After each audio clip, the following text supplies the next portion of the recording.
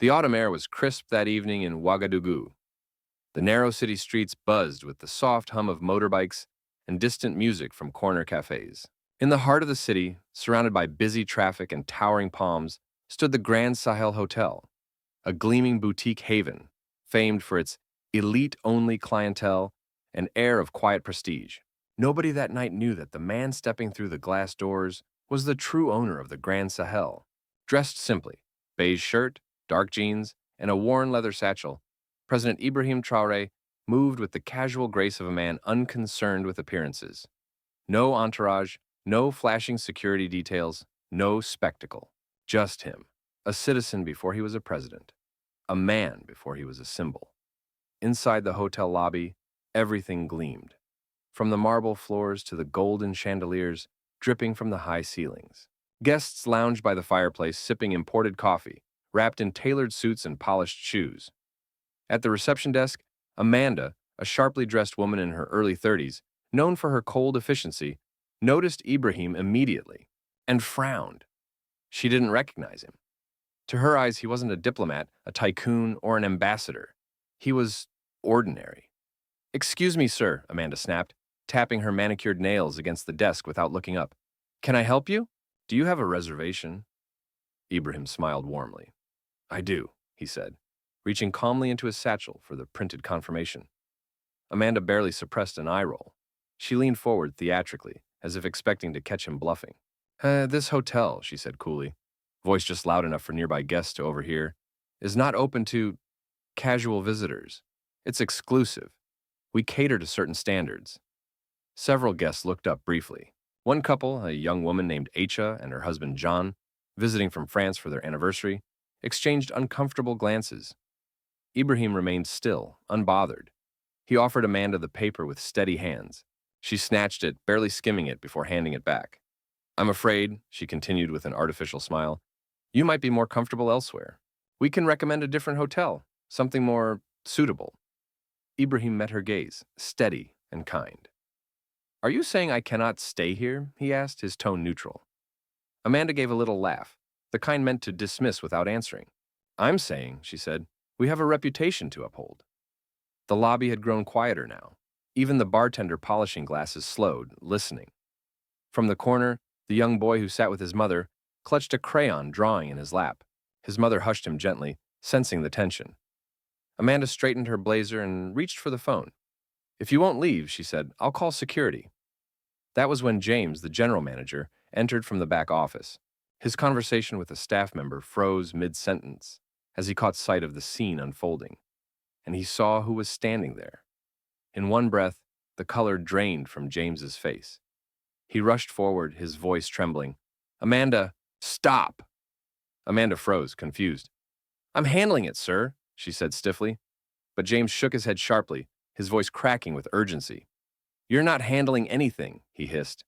"That man you just tried to throw out is President Ibrahim Traoré." The words seemed to slice through the lobby like a thunderclap. Every head turned. Conversations died. Even the clinking of glasses stopped. Amanda's mouth opened, but no words came out. Her face, so full of arrogant certainty moments ago, collapsed into horror. But Ibrahim, the president they had misjudged, humiliated, and dismissed, simply stood there, calm, silent, dignified. And the room, once so sure of its standards, now stood exposed. The room was still, silent. Amanda's face flushed crimson as the realization settled over her like a cold blanket.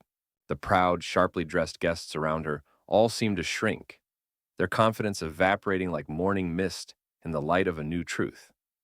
James stood frozen for a moment, unable to grasp what had just unfolded. He looked at Ibrahim Traoré, the man who had been quietly standing before them, and then at the stunned faces of the guests, who had all witnessed his mistreatment. There was a heaviness in the air now, a shift. The weight of what had just happened hung between everyone in the room. Ibrahim Traoré, unfazed, watched the reactions unfold in silence. His hands, still calmly resting at his sides, gave no indication that he was aware of the storm inside him. He exhaled slowly, his chest rising and falling as the tension in the lobby hung thick. The guests, once unaware of the importance of the man standing before them, now exchanged anxious glances, unsure of what to say or do. Aicha, the young woman who had overheard the exchange, stood up slowly, her gaze locking with Ibrahim's for a brief moment. It was as though the world around her had stopped moving, and in that suspended moment, she understood. The man they had dismissed so easily was someone far greater than any of them had assumed. The weight of the injustice suddenly felt too much to bear. James stepped forward, his voice shaking, but his words were firm. "I'm so sorry, Mr. Traore," James said, his tone apologetic yet filled with shame. "This is completely unacceptable. You should never have been treated this way. I will ensure this is addressed immediately." Ibrahim smiled gently, not in anger, but in quiet understanding. "I understand," he said simply.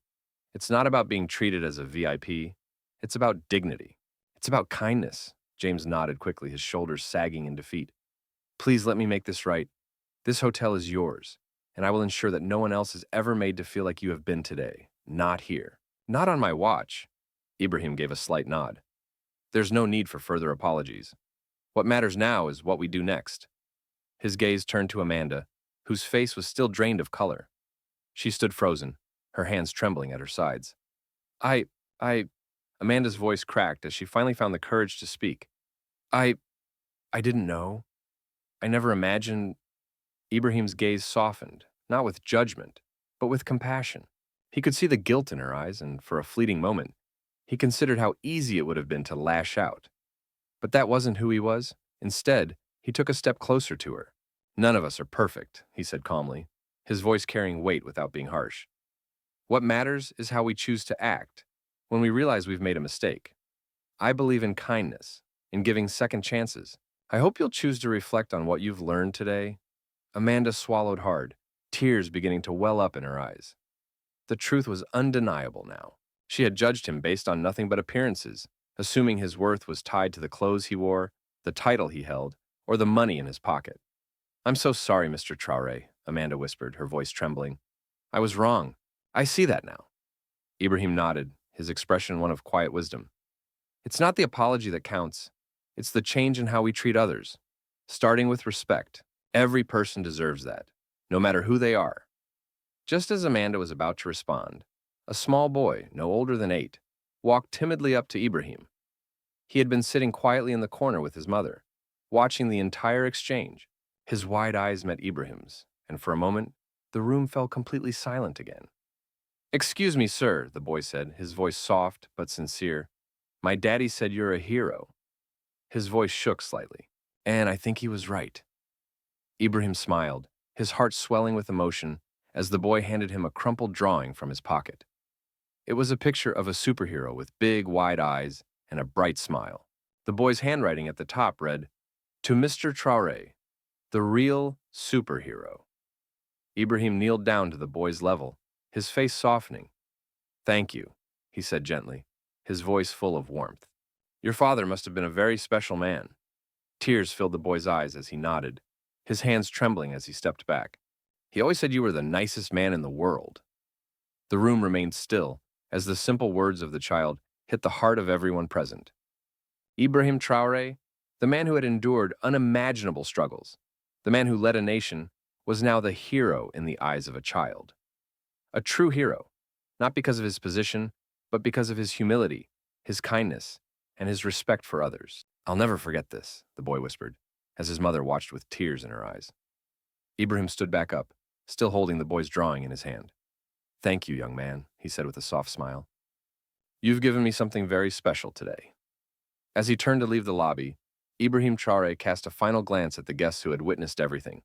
His gaze swept over them, and for a brief moment, they could see the weight of everything he had endured in his eyes. The loss, the pain, but most importantly, the resolve to continue choosing kindness. Amanda stood there, tears now streaming down her face.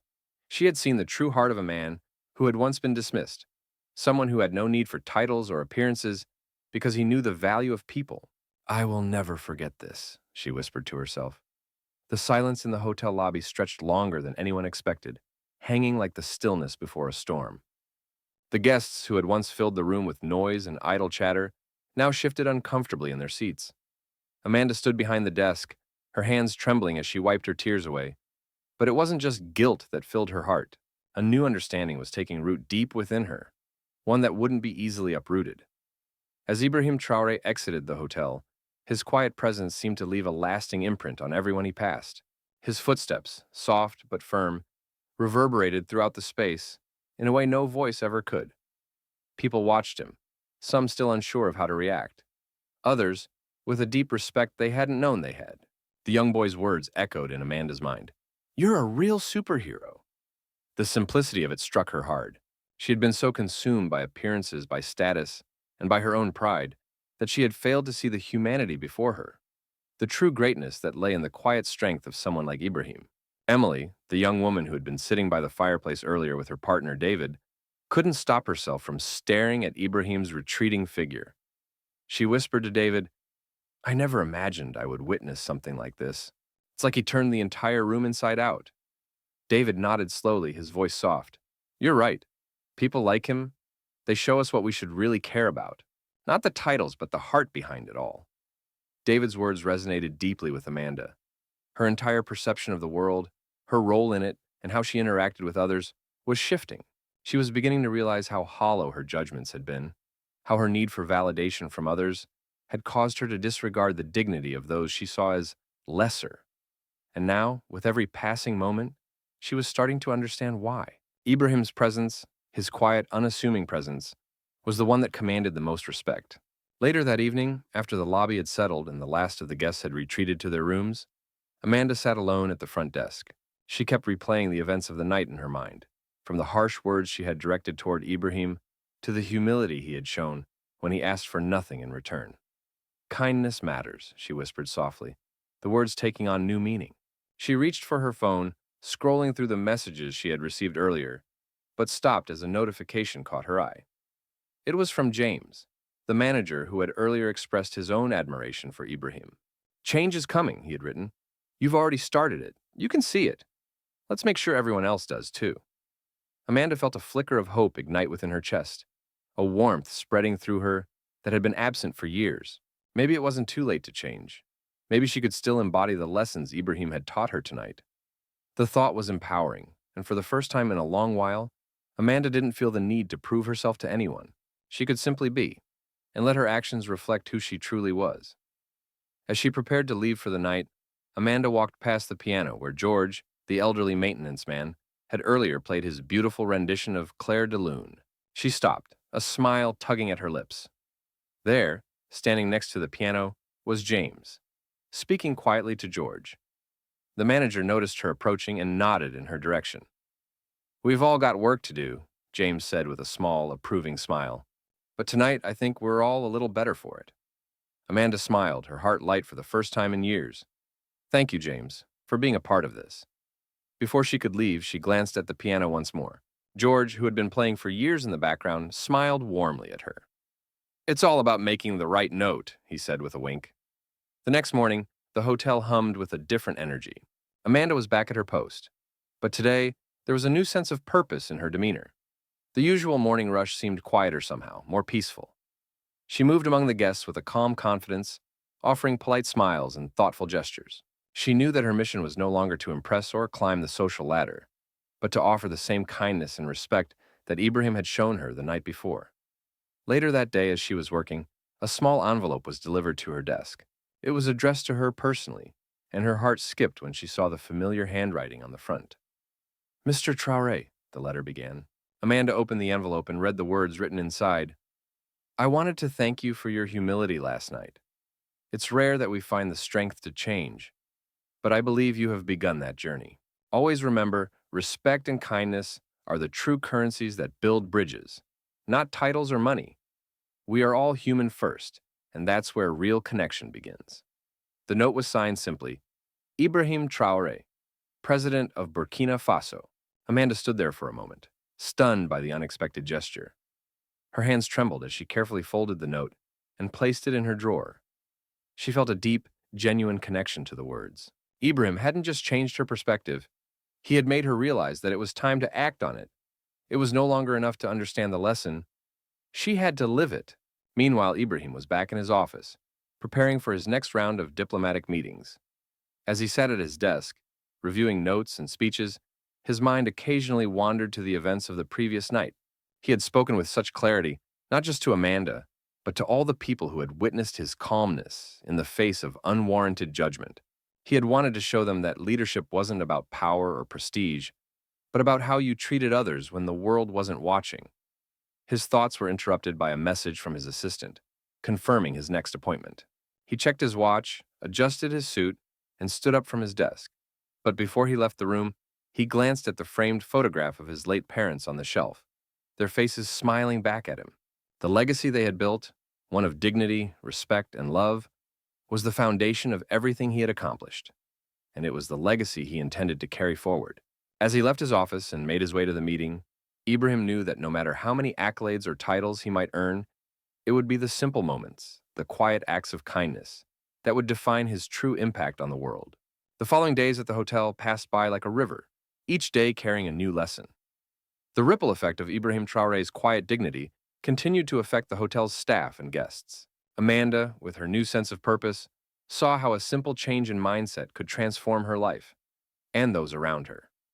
As the weeks passed, Ibrahim's words reverberated through the hotel, slowly transforming the culture.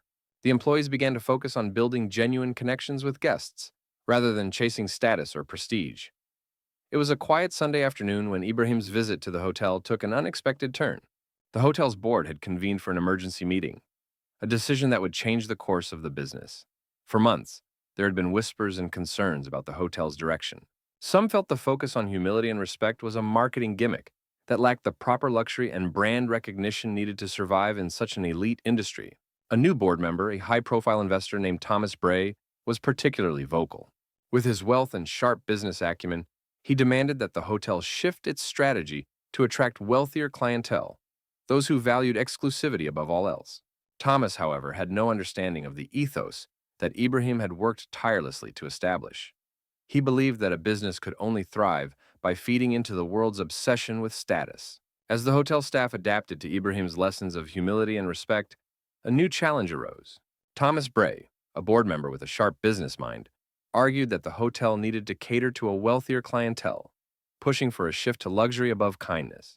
Ibrahim calmly disagreed, emphasizing that luxury wasn't defined by price, but by how people were treated. True luxury is about respect and human connection, he said, challenging the room's view of success. Thomas, frustrated by Ibrahim's stance, argued that change was needed for the hotel's survival, but Ibrahim's words struck a chord with some members. This hotel isn't about status. It's about creating a space for all people to feel welcome, Ibrahim firmly declared, urging the board not to forget the hotel's soul. A few weeks later, the hotel continued to thrive, attracting guests from all walks of life. Emily and David, a young couple, returned to the hotel, impressed by the atmosphere of respect they had experienced. They shared with Amanda how the hotel's kindness had made them feel truly valued, confirming Ibrahim's approach was working. During a final board meeting, Thomas surprised everyone by proposing a new strategy that expanded the hotel's reach without losing its core values. He admitted, "Maybe you're right. It's not about catering only to the wealthy. It's about the experience." Ibrahim's leadership had passed its ultimate test. Through quiet strength and his unwavering belief in kindness, he had shown that real leadership comes not from wealth or status, but from how you treat others. The hotel's growth was not just about luxury, but about offering dignity and respect to all.